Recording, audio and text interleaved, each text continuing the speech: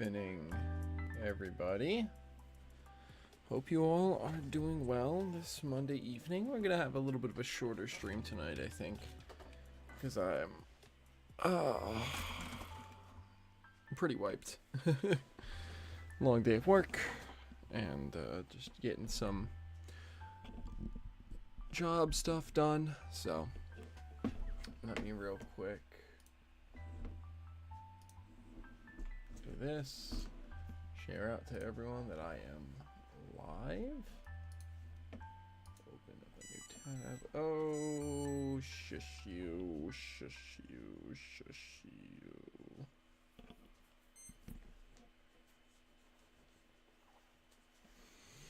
Alright, so tonight we are going to be doing some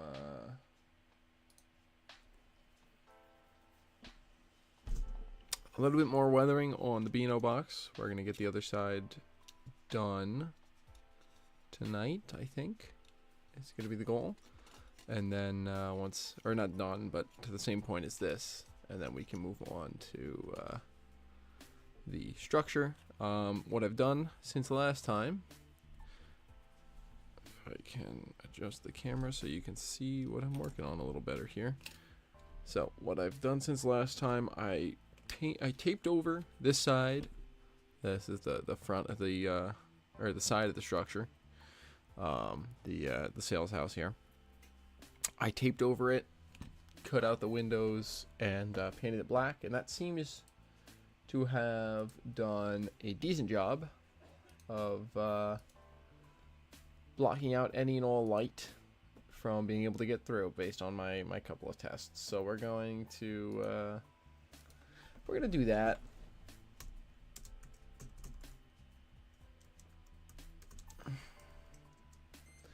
We're gonna do that on the other sides here, and we're gonna assemble the bases, the base, rectangle of the structure. Welcome, Adam. Good to see you. Yeah, as long or as short as you want. I'm probably gonna have a relatively short stream tonight anyway, since I'm kind of a little bit tired. But good to have you here. Gonna be working on this boxcar here first. So let's get the structure kit out of the way for a minute, and let's remember what I've done and what I have not done on this, because it's been a week now since I've touched this car. Let's see, I believe I've not yet faded the side, so let me do that. Let me get my palette. There's my paint palette. Get a little bit of my oil paint in here, and we'll get to work here. How's your night been, Adam? Hopefully you're doing a little better this week than you were last week.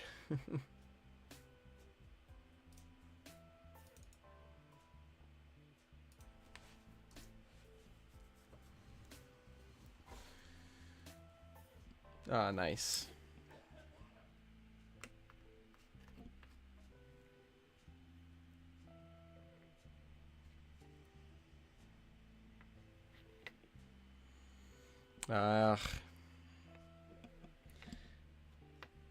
Well, hopefully all comes out good. Hopefully it's nothing winds up being broken too bad or anything like that, because that would just be awful. I've only had to deal with a broken finger in my life, and that alone was bad enough. So hoping that everything turns out good for you.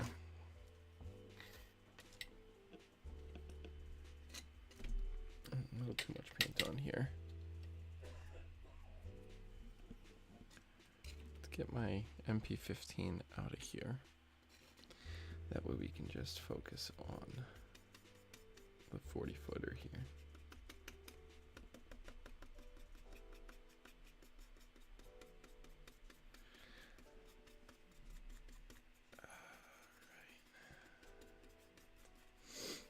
Yeah, I've had a very busy past few days.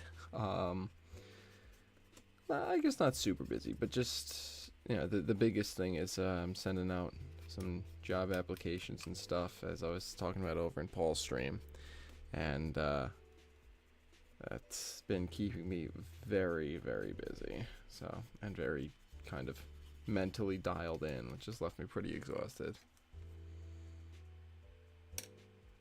Oh, yikes. Yeah, that's no fun. That is no fun at all. Hopefully, hopefully you come out a little better this time. Yeah, it's part of the process. But it's certainly mentally exhausting to be on the hunt. So as you sense, I'm looking. I'm here at my parents' house, as I have been since I got home from college. But it's time to move out and looking at a couple different cities. Boston, DC, mostly Boston, but DC a little bit, Chicago just a little bit as like a backup plan. And it's just a lot of things to keep track of and a lot of things to work on, especially as a someone in the field of architecture, because I need to have a portfolio, not necessarily curated for every single job I apply to, but it certainly helps when you kind of curate what you have to what the firm that you're applying to does. So it's a whole lot of work, whole lot of work to get there for each and every application. So, but I've got one going at the door, hopefully tomorrow, either tonight or tomorrow.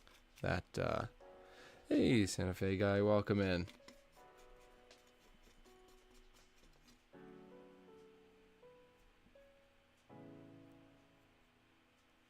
Yep.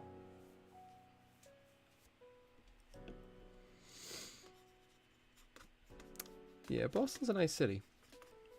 And it'd have a lot of opportunities, especially for my girlfriend, because she is in the field of medical design and architecture. And with the explosion in the medical field out in Boston, that would be a great place for her to be. So, here's hoping. All right, let's get some rust paint mixed up here. We'll get working on this 40-foot boxcar here, Santa Fe guy. Started it last week. Yeah, last week.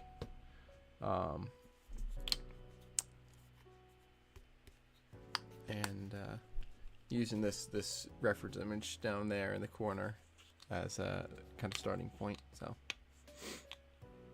oh yeah, that's quite the change. But hey, Paul, good stream tonight, man. Glad we could give you a little bit of pointers on construction. But yeah, Adam, that's quite the change from lakes to the lakes to the mountains. But if you're happy there, that's all that matters.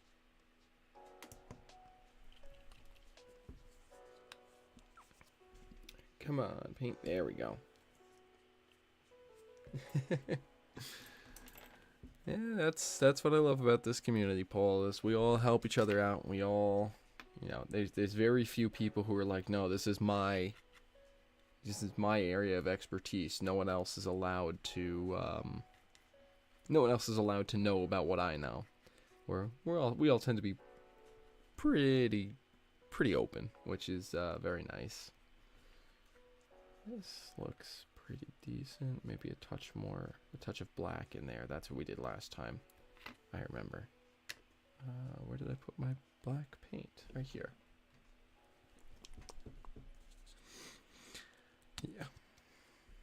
Gotta love the model railroaders.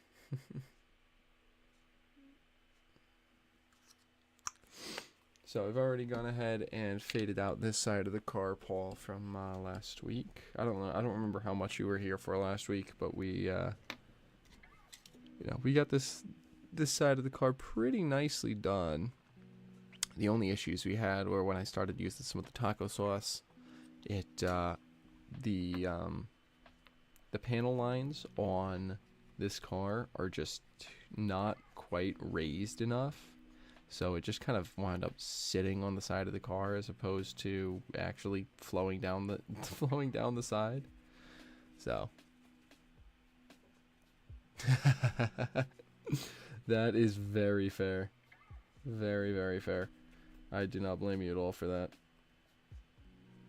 But yeah, we got pretty good progress last week.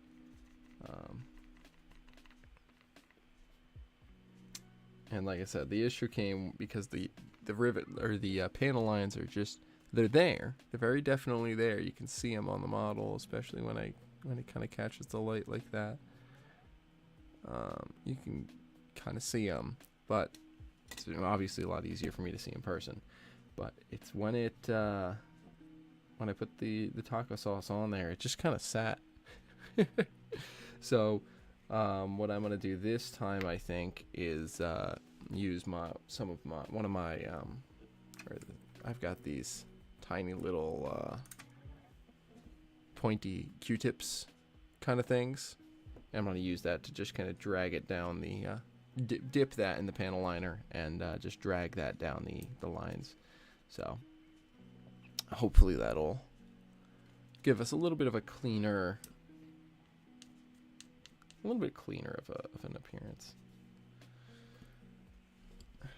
One of the many added difficulties of working it in. Let's see, where did my fine point brush go? There it is.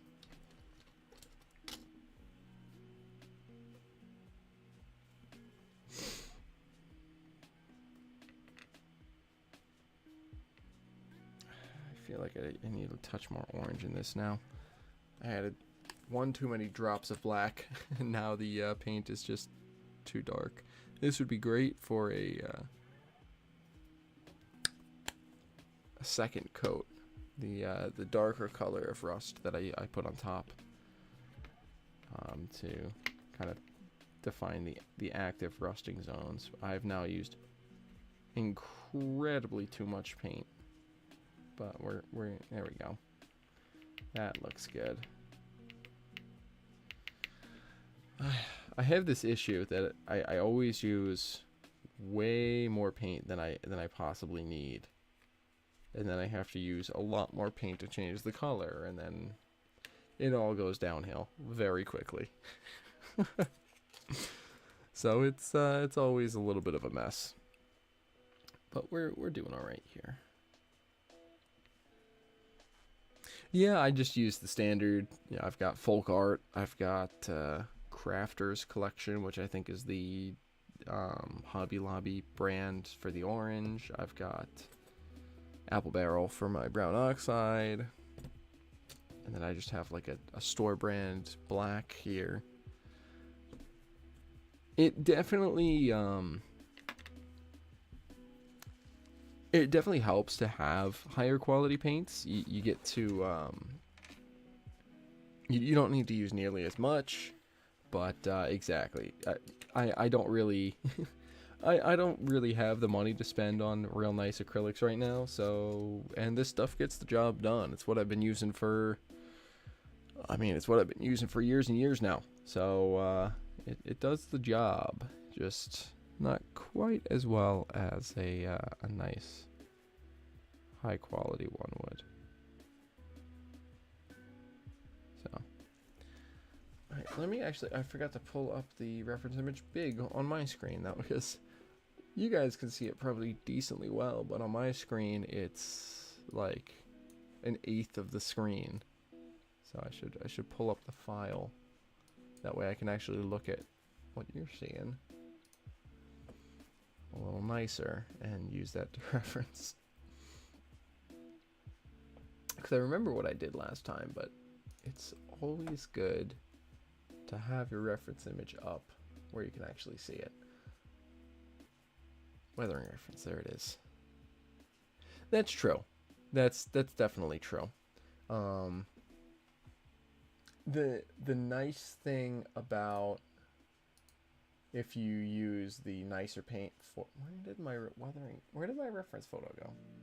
The nice thing, if I could finish my sentence, the nice thing about using the cheaper or the more expensive stuff is that it has a lot more of the pigment in it, so you don't need to mix quite as much. You can use just a little drop to get the right color.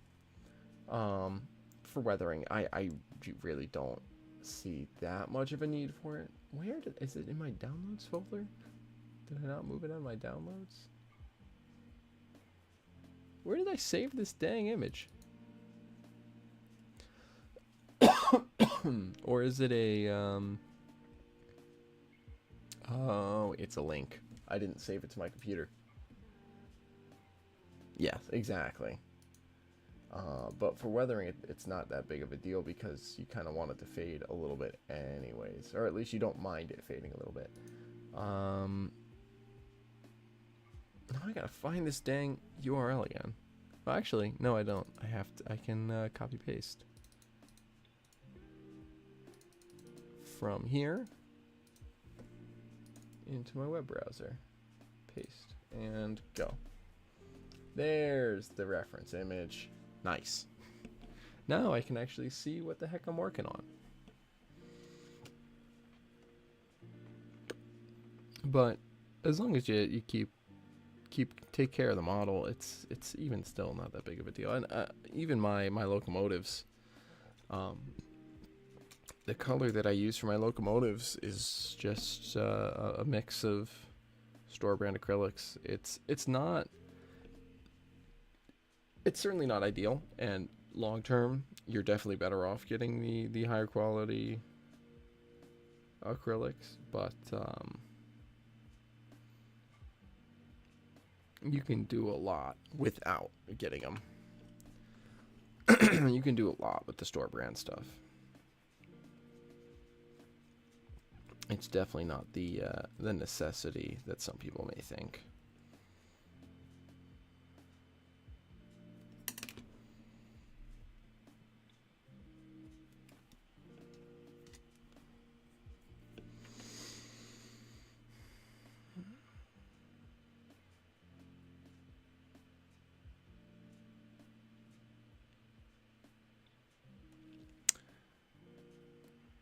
Yeah, pretty much. So if I ever get a layout that I always keep my rolling stock out on, like I ever get a layout that has a staging yard, then I might start to run into some of the issues. But because I always put my locomotives away, they're usually in their cases. So I have not run into any, or really all my rolling stock, whether it be my locomotives or custom paint jobs or weathering jobs or whatever. I've not run into the issue of any fading yet. But I imagine once I leave my locomotives out, I might start to. So, but we'll burn that bridge when we get to it.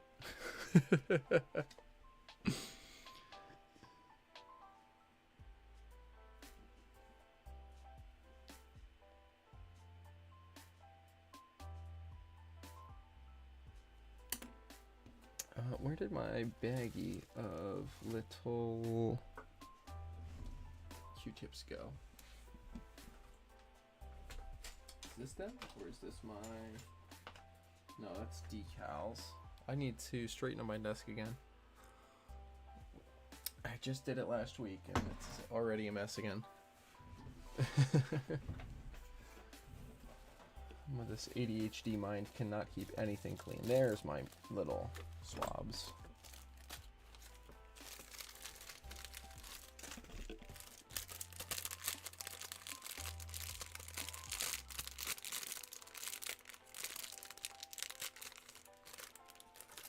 There we go.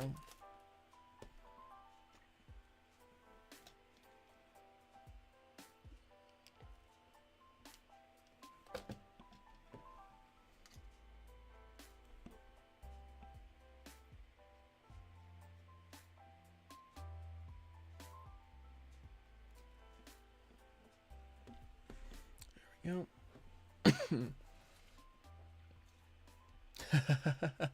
Yeah. Oh, that actually reminds me to shout that out. I gotta make a video to put up about that. But this upcoming weekend, Friday, 6 p.m. Eastern time till Saturday, 6 p.m. Eastern time. Myself and a bunch of my friends, sounds like Paul maybe, and a bunch of us are gonna be over on the Model Train People YouTube channel doing a 24-hour live stream charity event where we're going to be raising money for CHOP, which is the Children's Hospital of Philadelphia. We've got a few members of that community who are down in the Philly area, so we decided to fundraise for them. But we're going to be I'll be doing some weathering. Hopefully I'll have some live ops. And we'll have, I think, someone doing some scenery work, some decoder work, all sorts of fun stuff. So it's gonna be a blast, and y'all should totally tune in. But yeah, Paul, if you want, some night this week, I can kind of give you a brief primer on on what I use and how I do it. It's kind of what I did with the guys. Actually, it was not Saturday, it was Sunday. I kind of gave some of the guys who are going to be joining us a brief primer on Streamlabs, OBS, and on how to set up a stream scene and stream sources and all of that jazz. So if you want, I'd be more than happy to jump at a call some point this week and walk you through some stuff.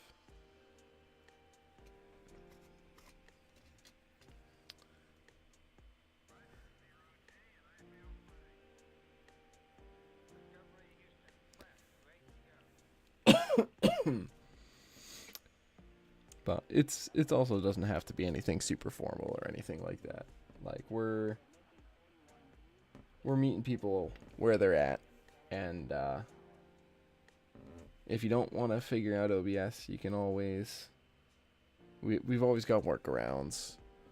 Whether it be we jump into a voice channel in the server with you, and you turn on your camera there, and we stream that channel or whatever. There's ways to work around it if you can't figure it out, but it's a pretty self-explanatory software, which is rather nice. It's very easy to pick up.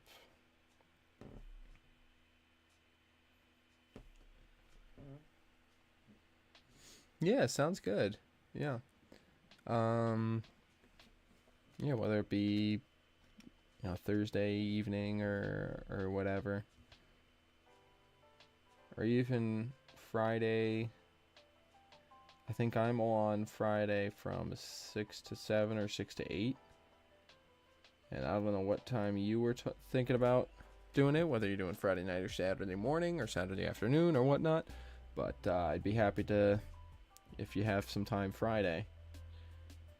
And if that's the only time that works for you, that would work fine for me too. I have off on Fridays right now, so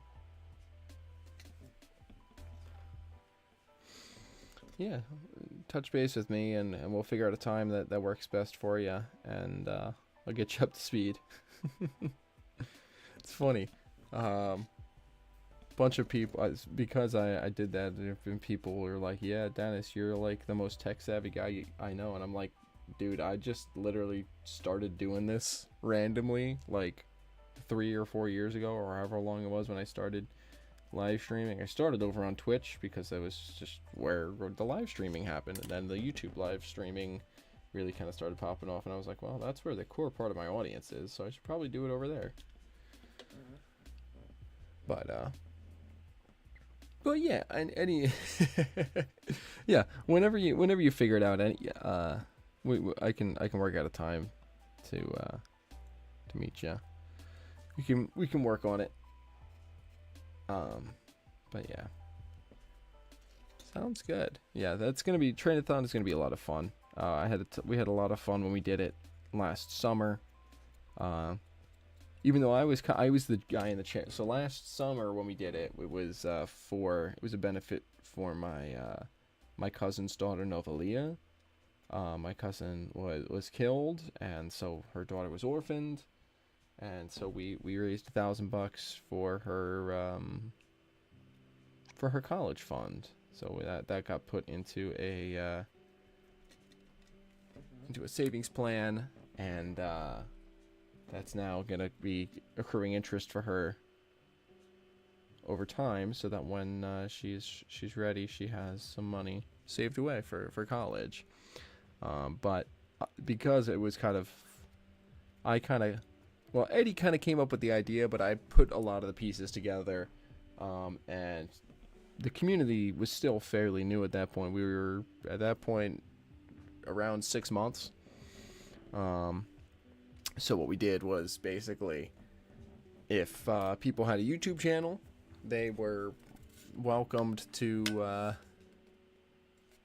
do the YouTube channel, and we just rebroadcast their own stream. So we did that with Tim at They Make It Like That, which he's great, and hope he's doing well. I haven't heard from him in a little while.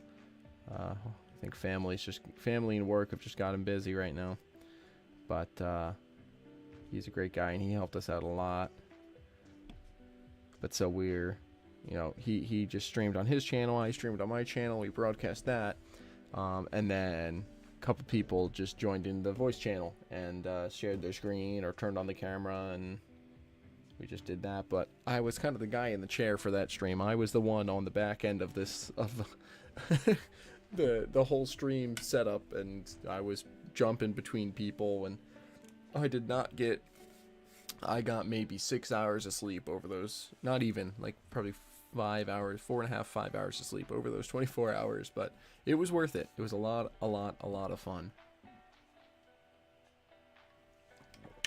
So, but that was also less than ideal, shall we say. So that's why we're trying to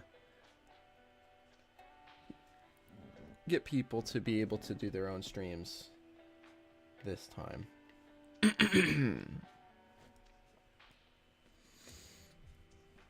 that's pretty good. Let me look at this side for reference. Yeah, that's pretty good. Alright, let's get a little bit by this all here, and now let's go to the taco sauce. So let's grab a fresh.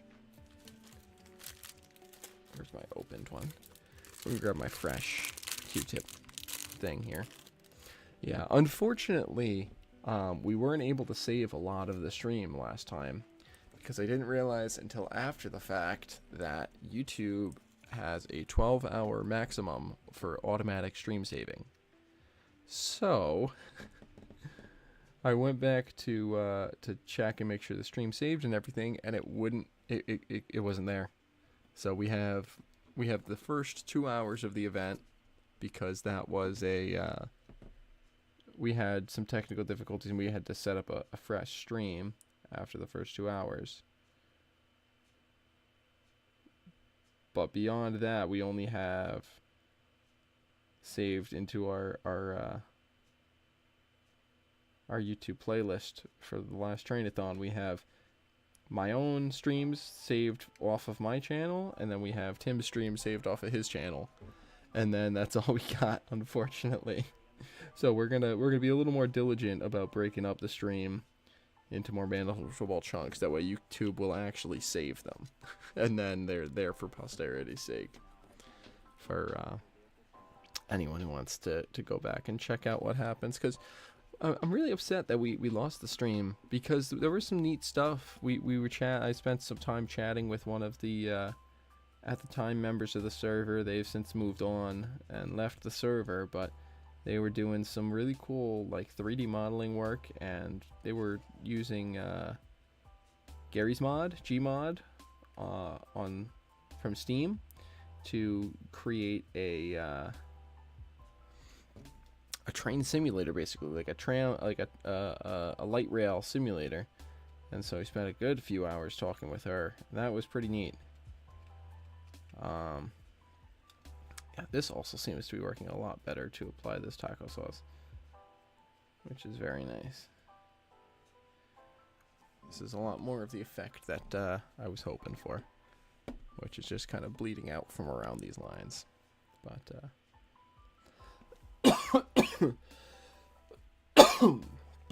what else did we lose? We lost some pretty neat stuff.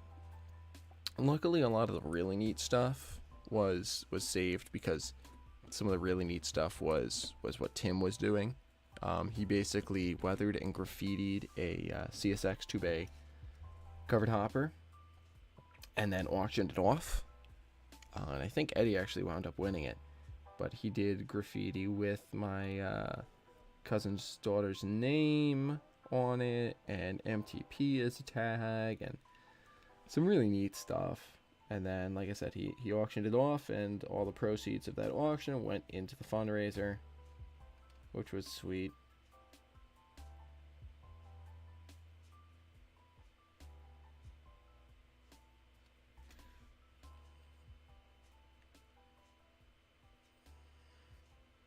So luckily that was saved. And then obviously my streams were saved. And I did some ops. I did two mini op sessions on my layout.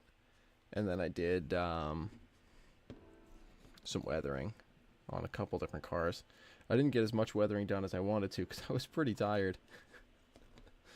Because we've learned from our mistakes in the last one, is basically what I'm saying. But what we did last time was we started at 8 a.m. I think it was, and we went to 8 a.m. then on the next day. That was fine, but it left me very tired, because I had to be up around 5:36 to start setting everything up and coordinating everything. And then I was awake through midnight that night, and then I had to be up at around 6 a.m. the next morning to pick up the stream again and close out the event. So it was a lot. And I'm glad we've learned from what we did last time and are improving the format. It's going to be a lot easier on us on the back end. Yeah, there's some time. There's going to be, I think right now there's a good amount of slots available on Saturday during the day. I think there might still be some slots Friday night as well. I'll have to check. I can check the, I've got access to the document where we're kind of keeping track of who's doing what when. But, I mean, it could be as simple as what you did on stream tonight, just putting together more of your building, or it could be putting in, doing some more work on your Erie unit, or whatever.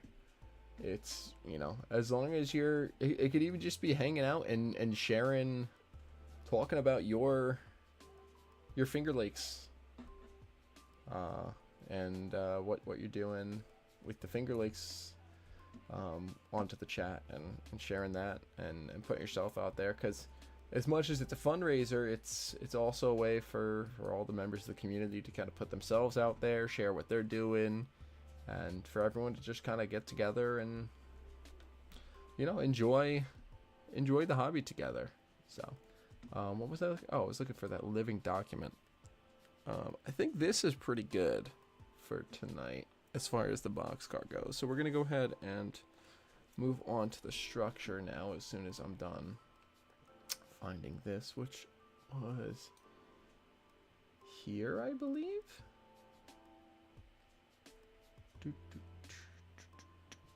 Yeah, whatever you think, man. It's all fun. I'll be probably doing some weathering Friday night, and then, like I said, I'm planning on, hopefully I'm planning on doing,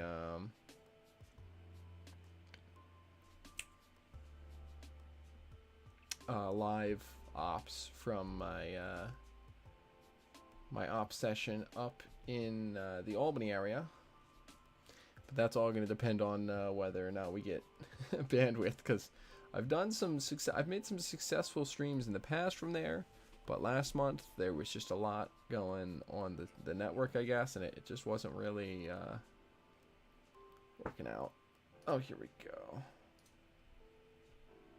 Got the link here. So I'll open this link real quick and I'll check it out, and we'll see what's available for you, Paul. And then we'll jump into my Walthers kit like you were doing.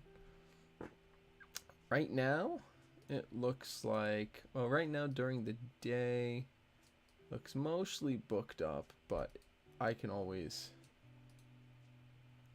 nix my time slots off of the main event and just do it on my channel.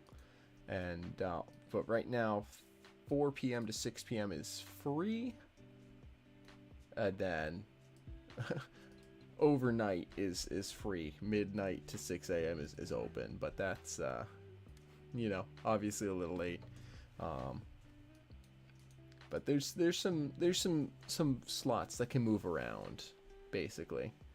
And we'll find a spot for you. And if we can't get a spot for you, then during the main thing, oh,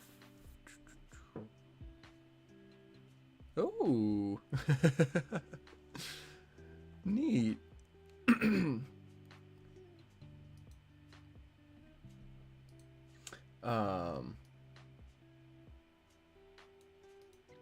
What was I saying? Yeah, if we can't find a slot for you on the main Model Train People channel, you can always do a stream on your channel, if you can get that worked out, and just I'll send you a QR code that you can put a sticker of on your either on your computer screen or whatever's just sitting on your desk in front of you, that people could scan, or give you a link to put in the description, or whatever you want, and it could be just an affiliated stream. We'll work it out. We'll figure things out for you. Thanks, GGS. Welcome to the stream. We are we're now basically done with the sides of the car as far as the first layer goes. Let me actually bring it up close. So this is we're gonna let this dry for the night. So this is gonna be it for tonight on the boxcar. So we're gonna jump into getting some work done on my Walthers kit now. But yeah, Paul, we'll work it out with you. All right, so this is the Walthers kit that I've been working on. This is the I think it's called the Central Gas Supply Kit. I don't remember the exact name of the kit, but it is a propane and natural gas dealer, basically. Propane and propane accessories. Yeah, that's kind of what I'm going for. You can see the photo in the corner there. That's my my reference. I'm gonna go back in with a second coat and add just a little bit, some slightly heavier rust right on the lines and a little bit heavier on the roof, but it's looking really good, and I'm very happy with it. But this is gonna be my propane dealer, and I want to put lights inside of it. But in order to do that, I first need to mask out the back. That way there's no bleed coming through anywhere, really. So we're going to get that done on these two pieces. Where's the fourth wall? There's the fourth wall. We'll get that done here too. Although this one really shouldn't need it. We'll go ahead and cut this off of the sprues. So you can see this kit was originally blue. And I went ahead and painted it white. Then once it's assembled, we'll give it some light weathering. We've also got to assemble and paint all of these small little propane tanks. I've got one of the big propane tanks assembled, and I still haven't gotten around to puttying it and sanding it clean. Let me sand the edges of this kit down, or of this wall.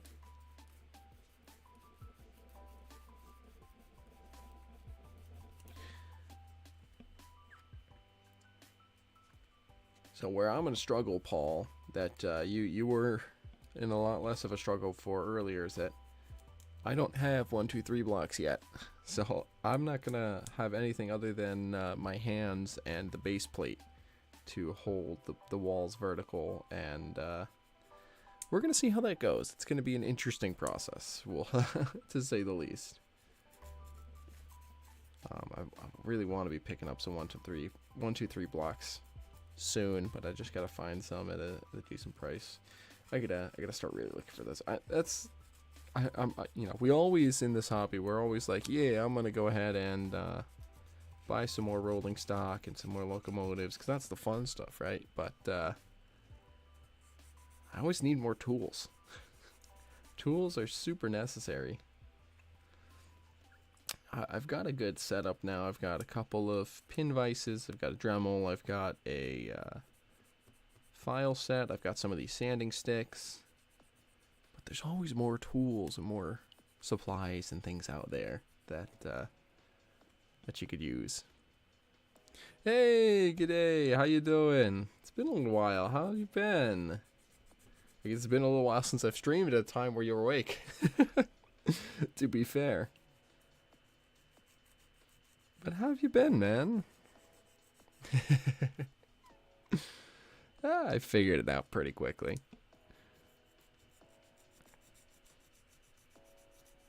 Ah, man.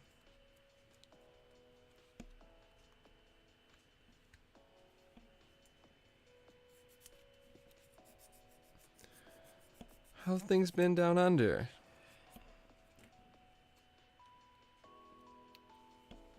I think I'm just gonna...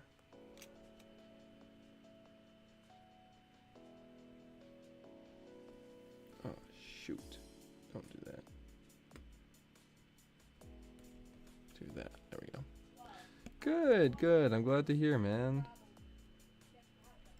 Videos have been coming out good, which is nice. I've caught a couple of them. There's definitely more that I've missed that I've caught, unfortunately. I've been somewhat busy. As I was talking about before, this weekend, myself and my model railroad community that I'm part of, the Model Train People, we're going to be doing a fundraiser live stream 6 p.m. Eastern on Friday to 6 p.m. Eastern on Saturday, 24-hour live stream to raise some money for the Children's Hospital of Philadelphia. So I've been kind of busy with the planning of that, and then just work and applying to new jobs and stuff. So been busy, but I gotta tune back in to some more of your videos and see what else is happening down under that I've missed. Alright, we're gonna start with this one. So we're gonna put this piece of tape over. This is, so in the past, you know, this is basically to mask out any of the light from the light that I'm gonna put in here from getting through, like, around the windows and doors, and just generally to kind of beef it up. Yeah. Do you, that was the one you had on order, I believe, if I'm remembering correctly, because that was a while ago, but whatever came of that?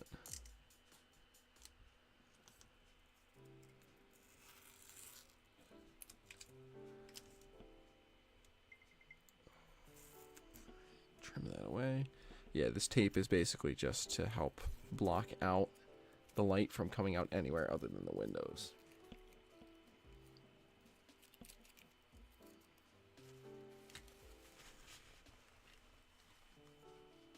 Awesome. Awesome. It's always a great feeling when that thing that you've been waiting for shows up. It's always such a great feeling. I'd watch the heck out of a video about those, man. As I've said, you know, when you've been in the stream in the past, I find Australian railroading just fascinating, and Australian rolling stock such a neat kind of blend between, especially like earlier Australian rolling stock, but it just being such a neat blend between North American rolling stock and like mainland Europe, or not even mainland, just European generally prototypes. It's such an interesting blend that I'd love to see those models, man. I would totally watch a video about that, even if it's just you showing them off, you know, showing it running.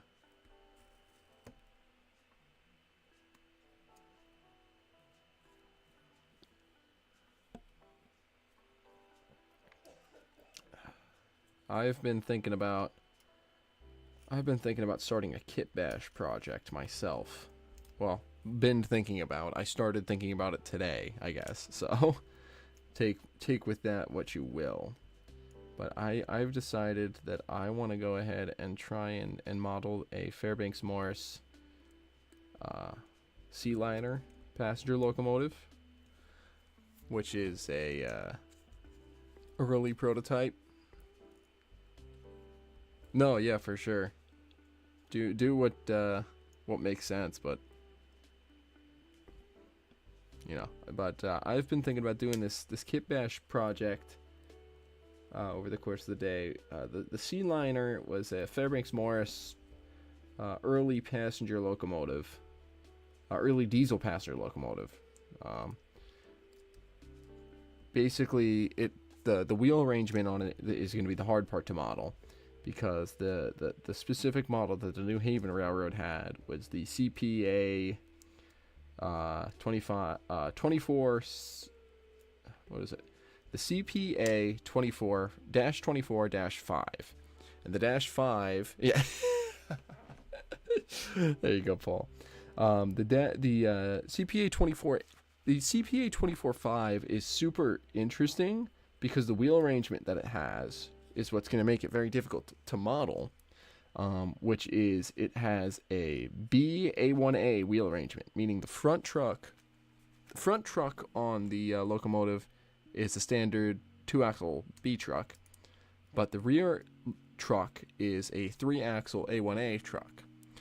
So I'm going to have to do some finagling, because it's going to have to be a kit bash project, because there have been N-scale models of sea liners released in the past. Lifelike has put out some actually really nice, I think it's their CFA 16-4s, but those are the 4-axle, not the 5-axle prototype. And the New Haven only got the 5-axle prototypes, so I'm going to have to pick up one of those Lifelike 4-axle units, use the shell, because the shell and the frame length really didn't change from model to model, just the internals and the trucks that they rode on. So I'm going to take that frame, or that shell rather, and use that as a starting point. Then I'm going to go ahead and take the frame, I think, off of either a Concord or a Kato, excuse me, PA, or probably a PB actually, because I don't really want to be wasting a PA, because or not wasting, but I don't want to be losing a PA, because I love the PAs. I want to take one of the Alco P units, because they have those A1A trucks that I'm looking for, and use the frame from that as a start. And then I'm going to go ahead and figure out if I can fit one of the Fairbanks one of the Lifelike FM trucks on the, fit that right in where the original front truck would have been for the Alco unit. And if I can't, then I'm going to have to do some finagling. Oh, interesting. 3 front, 2 rear. Interesting. That's neat. Yeah, the 5-axle C-liners is basically the exact same arrangement as the FL9. Ooh, modified Jeeps, nice. Yeah, those Jeep frames, they can take just about they can do just about anything with those Jeep frames. They're so versatile. But yeah, the FL9 and the CPA 24-5 have the same wheel arrangement. They're two powered, basically it's 4 powered wheels, but over 5 axles, or 4 powered wheel sets, but they're 5 axle, or four powered axles, and then the center axle on the rear truck is an idler. That's what it is. That's the correct way to say that sentence that I was trying to say. So both axles are powered on the front truck, and the 2 outer axles are powered on the rear truck, and the center axle is just an idler to distribute the weight, basically, of the locomotive more evenly. And they used those primarily on the passenger engines, I believe, to better distribute the weight of the steam generators and the water tanks that those required. But I think the rounded front of the seedliners are very neat. RSP 38-2. Let me pull that up real quick and take a quick gander, because that sounds really neat. BNSF RSP 38-2.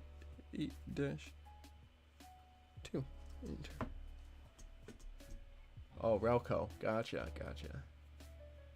Oh, wow. Oh, that is neat.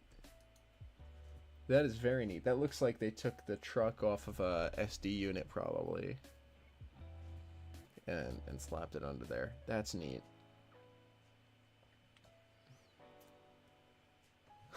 That is a very cool prototype, and honestly, that would not be the part that would be hard to scratch build on. That would be the rotary itself, but you could probably take the rotary off of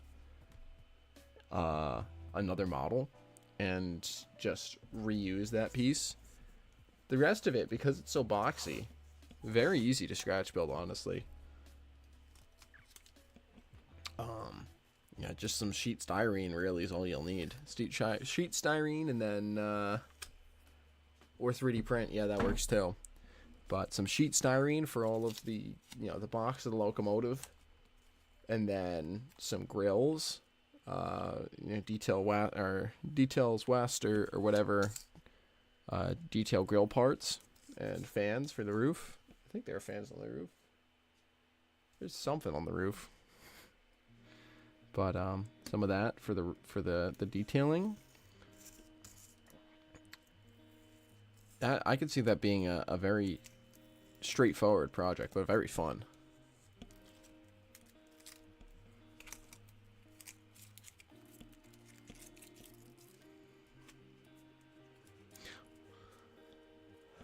Yeah, that's certainly a very neat. Yep, added to the to-do list. That ever-growing to-do list. Did the to-dos ever get to done? Not today. Sorry, couldn't help myself. Make sure I'm actually working on camera here. I realized that probably a lot of what I've just been doing has been off of camera. Yeah, occasionally the to-dos get to done.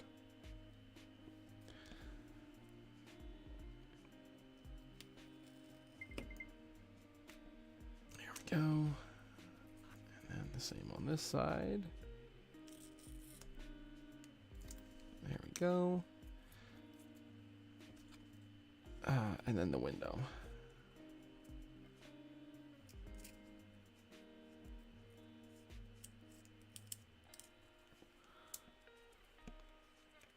Excuse me.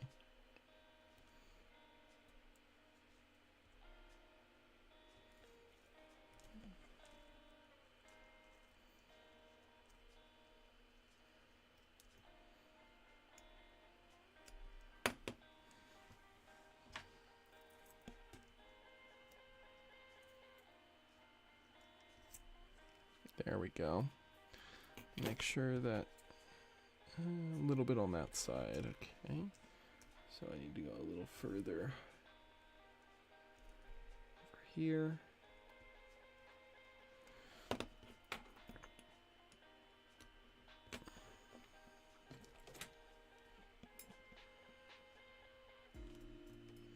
There we go. Hey, Truckit. Welcome back. Good to see you, man. Working on the propane building here. This is the sales house for my my Walthers Propane Dealer kit. That's gonna go on my layout. So I've been masking the backs of these. That way I can paint them black, and then between the tape layer and the paint layer, when I light the interior of this building, it won't have anything coming out. Hey Kyle, welcome in, man. So I'm just gonna throw a quick coat of tape over the fourth wall here, and hopefully not break it too badly. I crack myself up breaking the fourth wall. This roll of tape out of here, and we'll paint the all of these black, and then we'll start assembly of the house here, the sales house.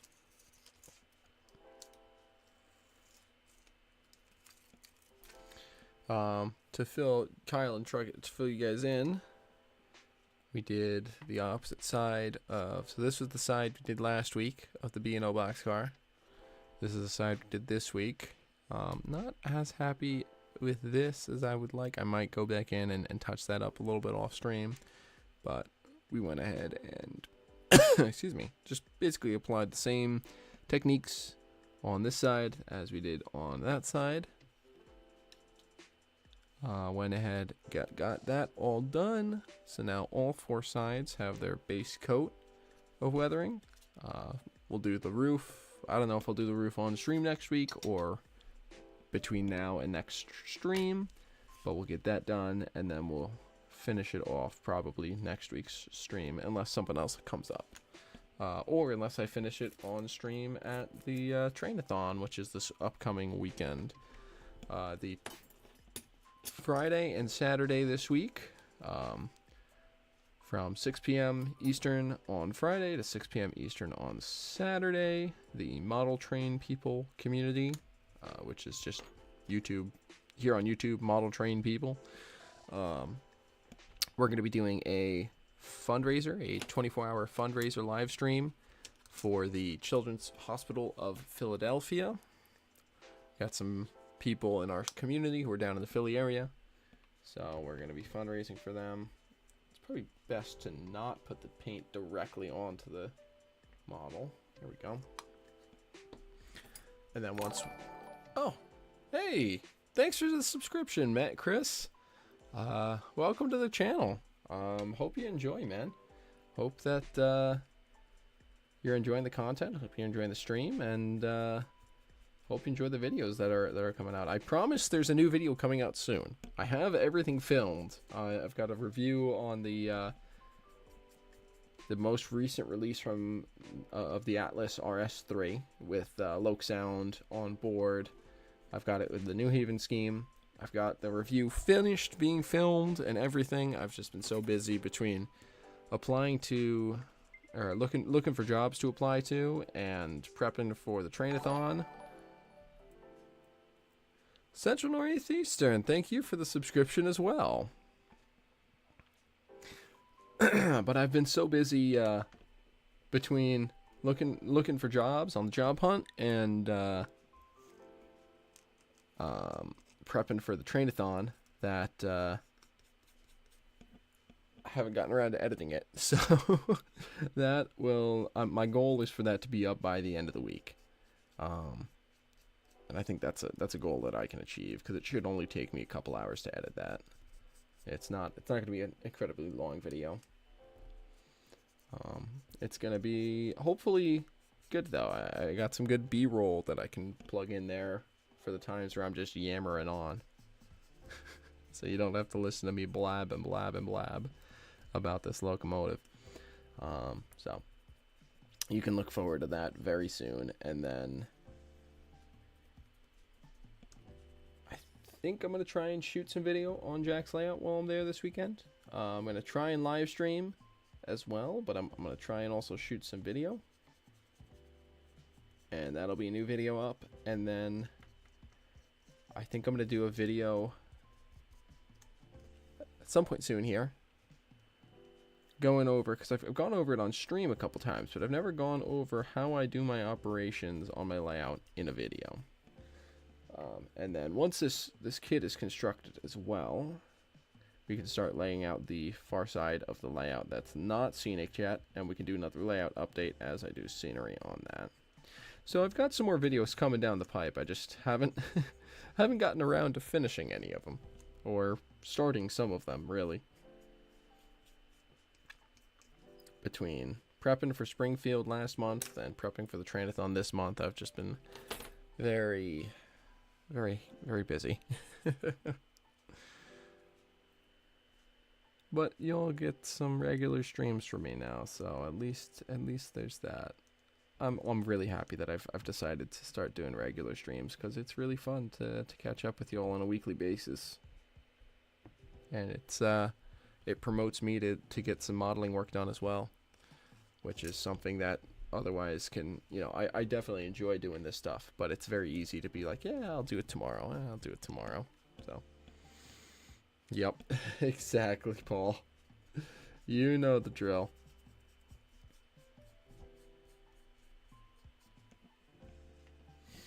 I gotta figure out some other types of content to do, is I think part of the problem, because a lot of my videos over the past, I don't know, 6-7 months have relied on going to either people's layouts or going to train shows or going to, and like you were talking about on your stream tonight, Paul. The life of a small layout owner is not extremely good for content, because there's only so much I can do, especially if doing all sorts of other stuff, so.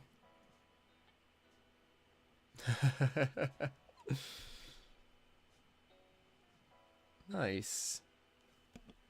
Yeah, sounds like fun, man. Yeah, the cardboard, if it's the same kind of shape as the cardboard mock-up that you shared in the Discord, it's gonna be great, because that looked pretty much just like the overhead.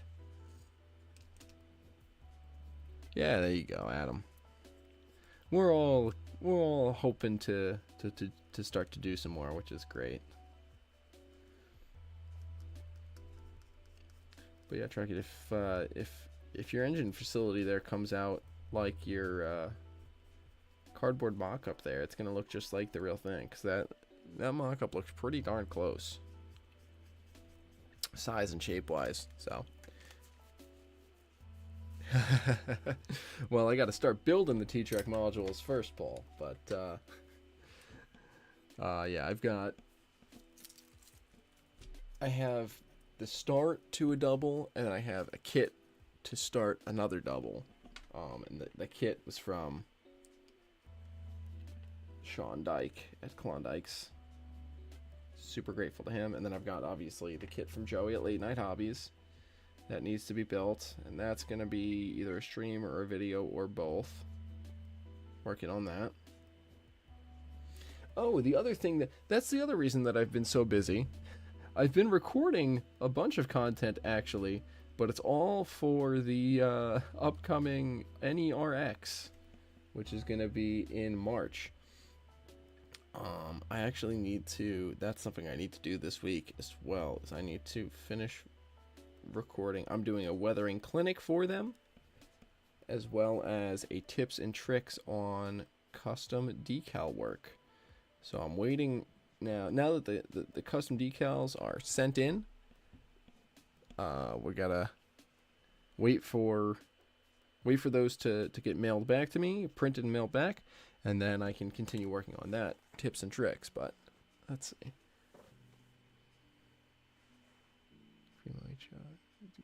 Nice. Nice, Adam. Yeah, T-Track is super fun. And it's super easy to cut on the laser. That's what Sean does at Klondike.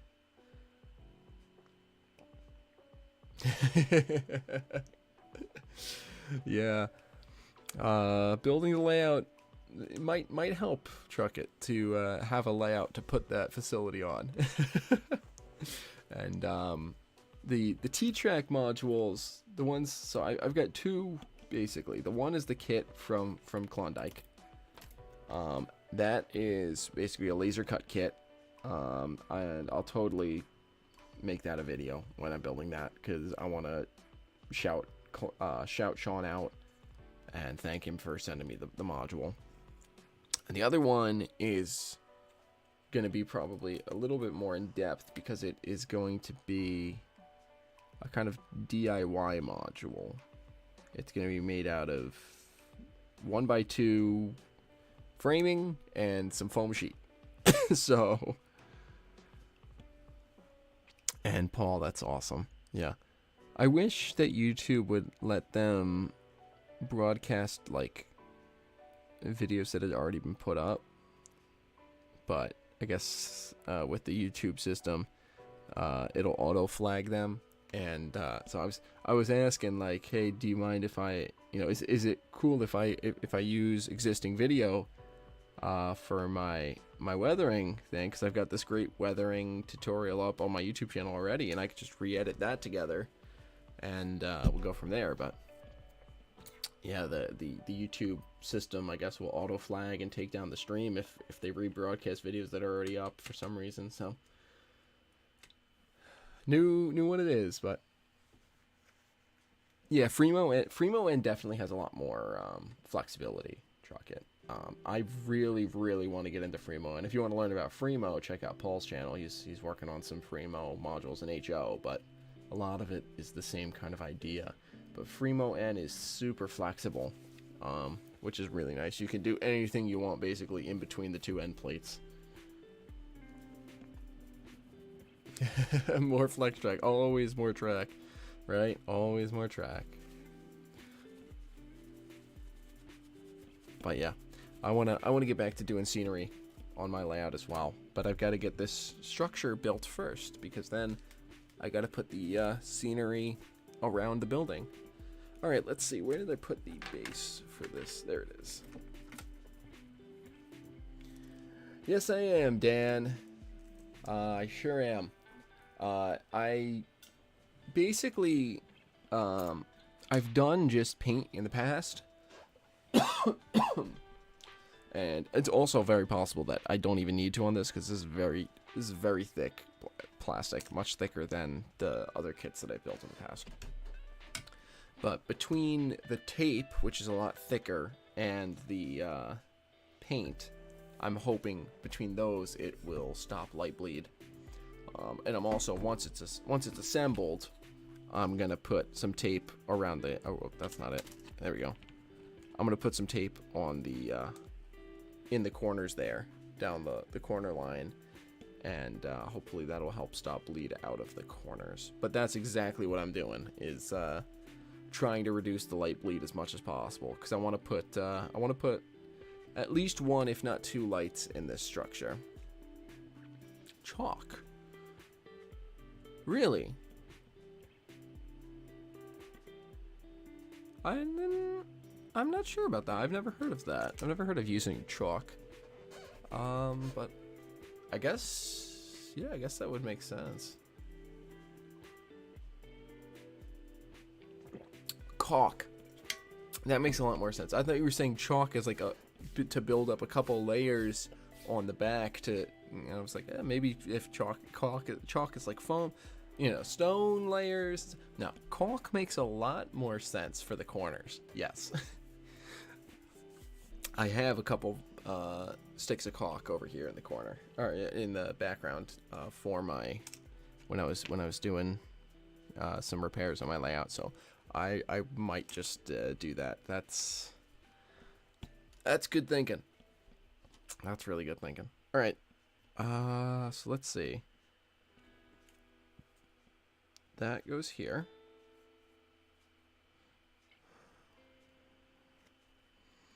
Oh, let me clean up this edge first. Yeah, I don't know. I don't know, Dan, how well this is gonna work. It seems to work well. When I shine bright lights at it, you know, from the back, like pretty much right on top of it, it doesn't seem to bleed through.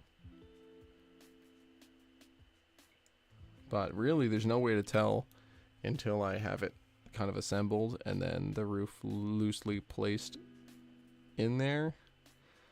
And then I'll know. So I will be sure to share how this works. But my hope and guess is that this is going to work.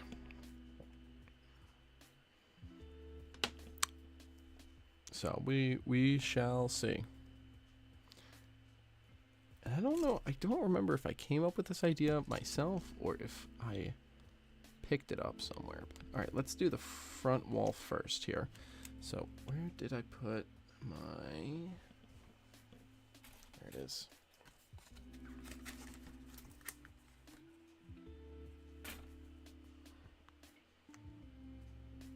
Take my test doors. Cement. Need somewhere to pull it on. Well, for now, actually.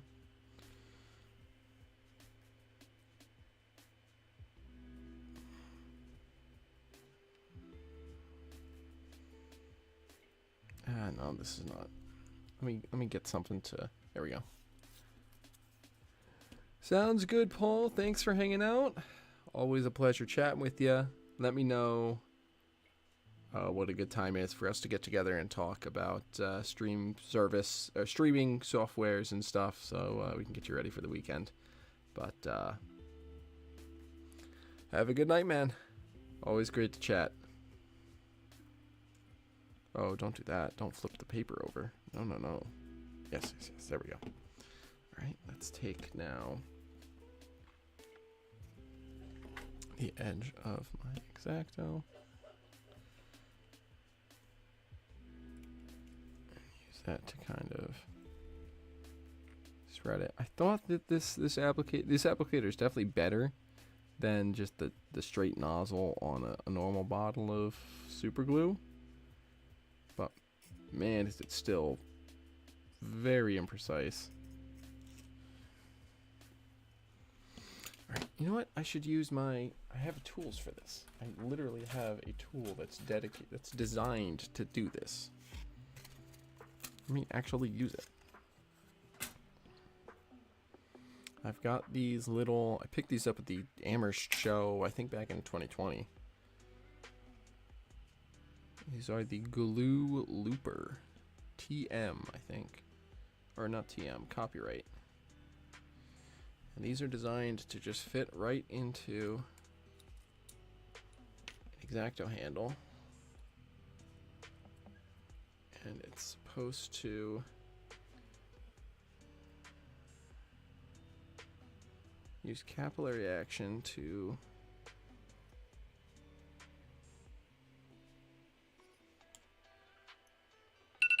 spread super glue.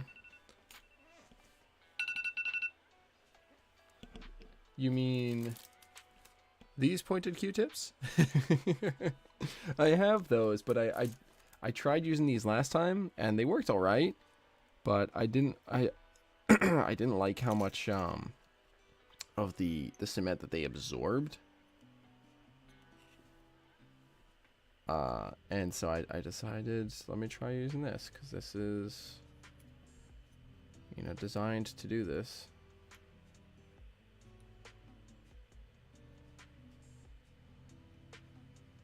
Really, it's not really designed for this. It's designed for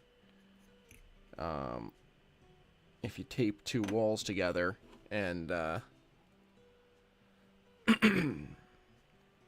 you just use capillary action to have the glue run straight down in between them. This is going right on there. All right, and now, yeah, this wall goes here because the rolling door would not be next to some windows. Double-edged sword indeed. But those are very useful, those Q-tips.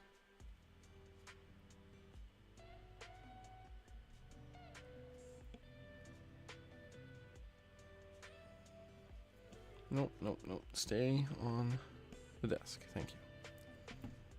Alright, let's scoop some of this glue up in my glue looper. Alright, and oh shoot.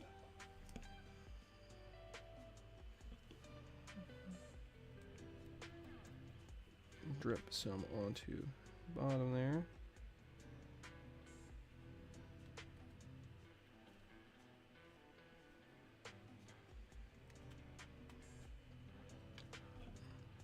This is the worst part of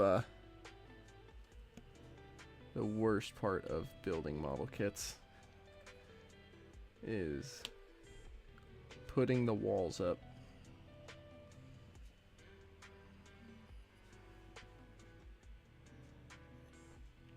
The worst part of building really any structure model. Doesn't even have to be a kit.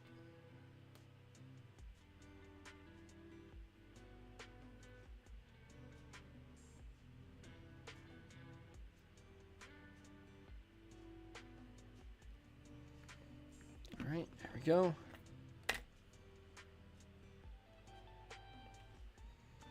Hold it in place.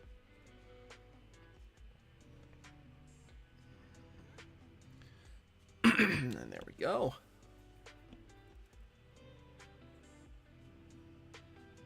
Yeah, that could do.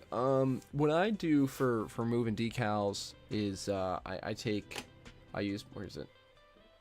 Microsol, which is from Microscale Industries, or Inc. Yeah, Microscale Industries Inc. Whatever. It's really intended to soften decals, but I soak a paper towel in some of this. I lay it on the graphics on the locomotive or rail car or whatever. Let it sit there for 15 to 30 minutes, and then scrub at it with a pencil eraser. But these would work probably perfectly as well. But basically, the Microsol softens the lettering without touching the paint. And then it will, allow you to just kind of lightly scrub to remove all of the graphics.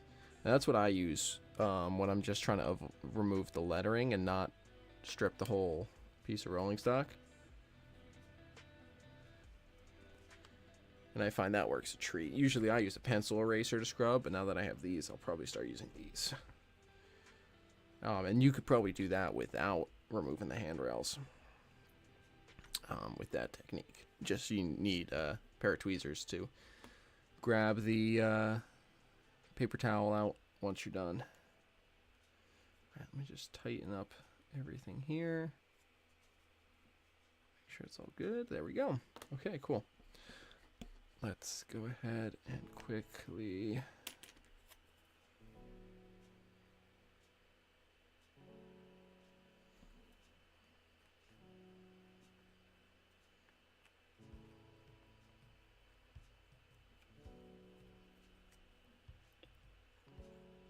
run some on there.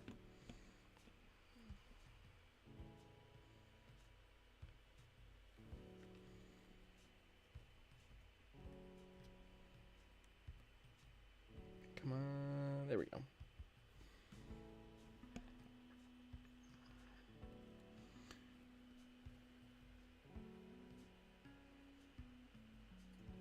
A little too much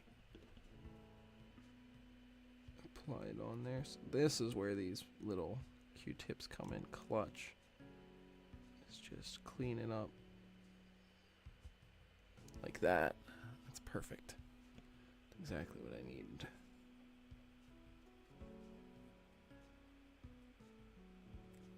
There we go. Nice.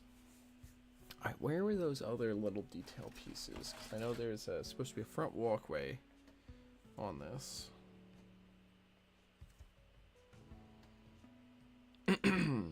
Oh, did I put the instructions for this?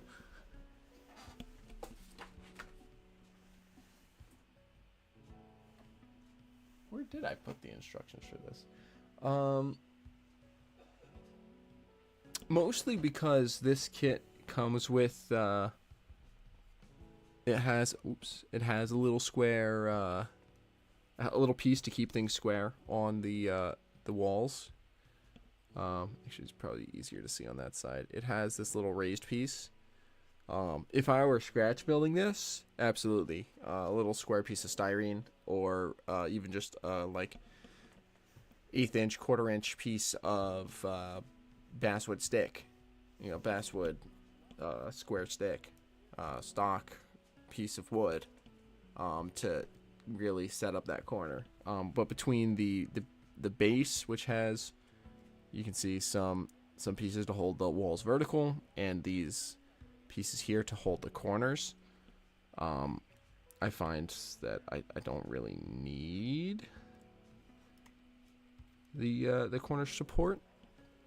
If it didn't have any of those, or if I was building it from scratch, absolutely. Little piece of little piece of styrene square tubing, or a piece of balsa wood, basswood stick, and I just glued my hand. Excellent. I forgot that this piece of paper had glue on it.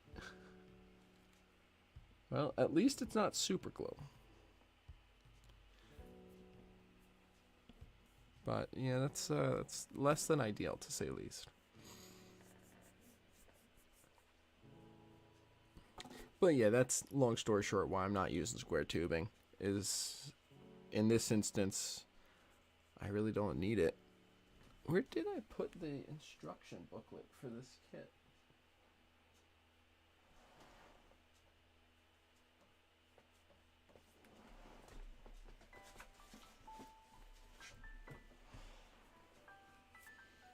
I don't know where I put that.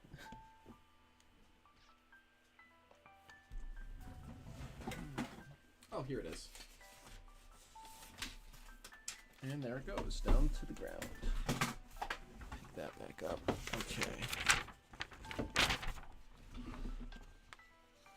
Okay, so piece 38 and 2 37s.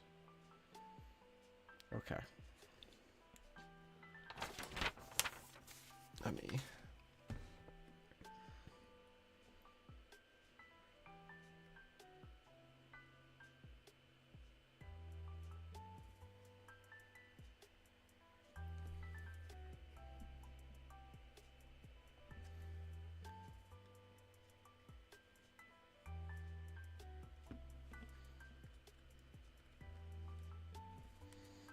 Go. I'm gonna have to do some touch-up work on the paint because obviously I forgot to paint the ends of these pieces.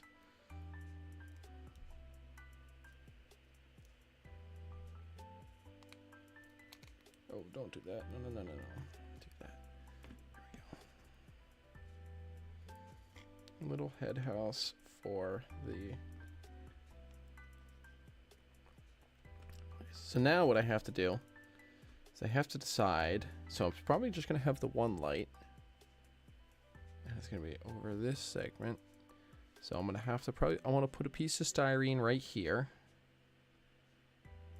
so that if anyone looks in the windows, or if I take any pictures where you're looking in the window, you can see in the windows, it ends here.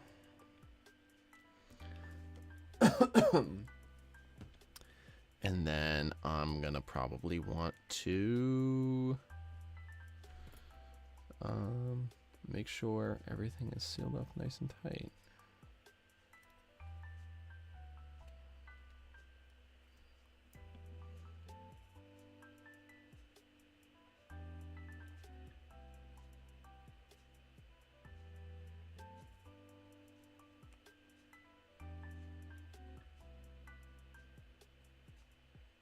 There we go.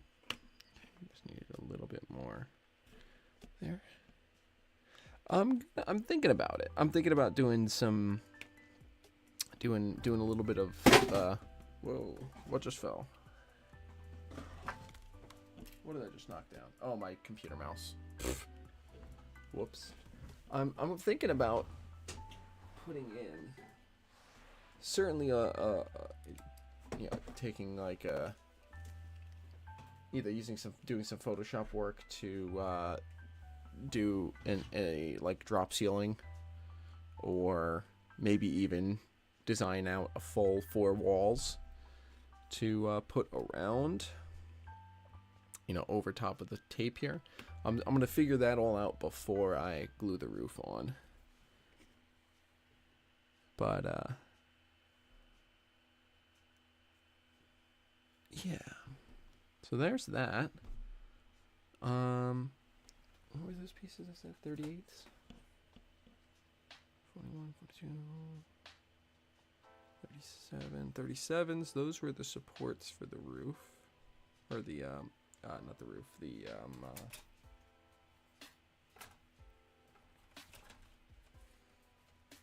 oh, here it is, right? So on this sprue, so many pieces to this kit. It's not on that sprue. On this sprue? It is on this sprue. There we go. The little vestibule out the front of the kit building. Excuse me. Take that out. Put this back into my handle. I guess I can look online and see if anyone has designed an interior for this kit, because occasionally that happens, but I'll probably have to do some work on my own.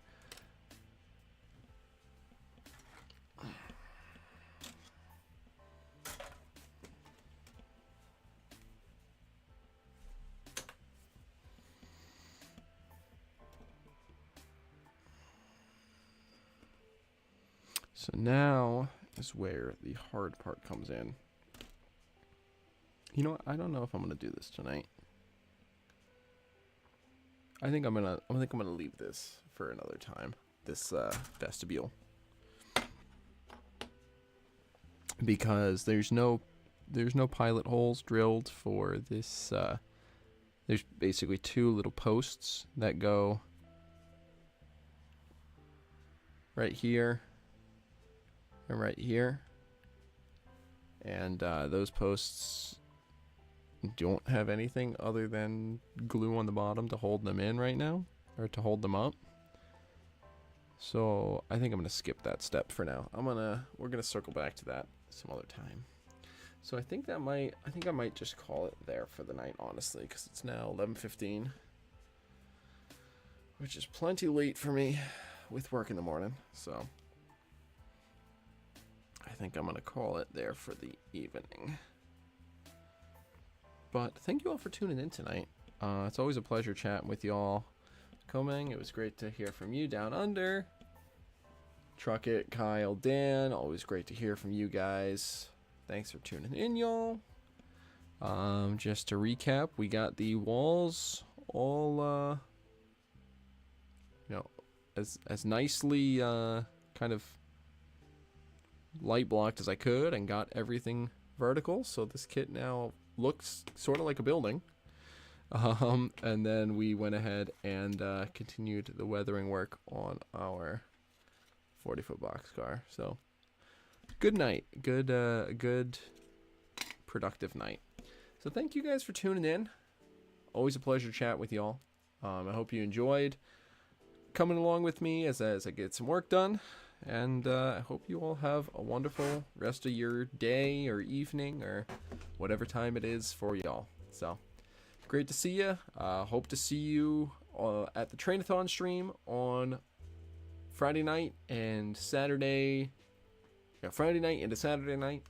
That's going to be at youtube.com/@modeltrainpeople. I'll make sure to put up another community post about it and stuff. But hope to see you then. If not, I'll see you again next Monday. Have a good night, y'all. See ya.